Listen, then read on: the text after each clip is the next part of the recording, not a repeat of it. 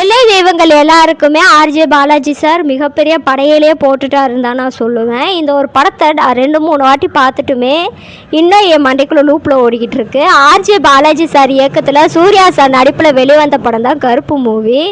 இந்த படத்தை பற்றி சொல்லணுன்னா உண்மையிலே ரொம்ப நல்லா இருக்குது. சூர்யா சார் தரிசனன்றதை விட கருப்பு தரிசனம்னே சொல்லலாம். படத்தை பார்த்துக்கிட்டு இருக்கும்போதே தேட்டரில் நிறையா பேர் சாமியெல்லாம் ஆடிக்கிட்டு இருந்தாங்க. ஸோ இந்த படத்தை பற்றி சொல்லணும்னா ரொம்ப நல்லா இருந்துச்சு. படத்தோட ஒன்லைன் ஸ்டோரி என்னென்னா, கேரளாவிலேருந்து பினுவும் தன்னுடைய அப்பாவும் சென்னைக்கு வருவாங்க. எதுக்காகனா பினுவுக்கு கணையத்தில் பிரச்சனை இருக்கும். அதை அப்பா கிட்ட இருந்து அறுவை மாற்று சிகிச்சை பண்ணலாம். அதுக்காக கையில் 65 பவுன் நகையை கொண்டு வந்திருப்பாங்க. அவங்க இந்த நகையை விற்றுட்டு தன்னுடைய அப்பா கிட்ட இருந்த கணையத்தை மாற்று அறுவை சிகிச்சை பண்ணால் சரியாயிடும் அப்படின்ற நம்பிக்கையில் வருவாங்க. அன்னைக்கு நைட்டே பினுக்கிட்ட இருந்து 65 பவுன் நகை களவாண்டுருவாங்க. அதை போலீஸ்காரங்க ரெக்கவர் பண்ணிடுவாங்க.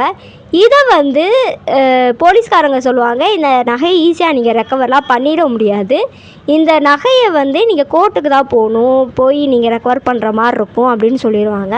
இவங்களும் நம்பிக்கையோட கோர்ட்டுக்கு போவாங்க. கோர்ட்டுக்கு போன உடனே அவங்க கோர்ட் பக்கத்திலே ஒரு பெரிய கருப்பண்ணசாமி இருக்கும்.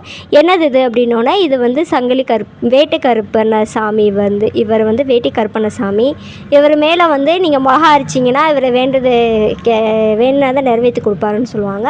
இவங்களுமே நம்பிக்கையோடு போய் தனக்கு நகை கிடச்சிரும் அப்படின்னு சொல்லி அந்த கோர்ட்டில் ஒவ்வொரு நாளும் போய் நிற்பாங்க. அந்த நகை தனக்கு கிடச்சிரும், தன்னுடைய பொண்ணுக்கு ஆப்ரேஷன் பண்ணிடலாம் அப்படின்ற நம்பிக்கையில் அவங்க போராட்டம் பார்வையாளர்களை ரொம்ப கண்ணீர் கலங்க வச்சிருச்சு. கண்ணிலேருந்து தண்ணி வழிஞ்சிக்கிட்டே இருந்துச்சு.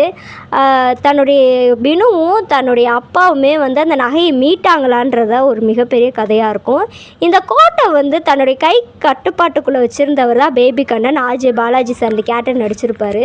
Mookuthi Amman run baby run அப்படின்னு சொல்லி ஒரு இன்னசென்ட்டான ஒரு காமெடியான லுக்கில் நடித்தவருக்குள்ள பேபி கண்ணன்ற ஒரு வில்லன் எனக்கு அப்படியே என்ன சொல்கிறது, உனக்குள்ள இவ்வளோ பெரிய திறமை இருக்கா, நீ என்னையா இவ்வளோ வில்லத்தனமாக இருக்க அப்படின்ற அளவுக்கு இருந்துச்சு. ரொம்ப நல்லா பண்ணியிருந்தார்.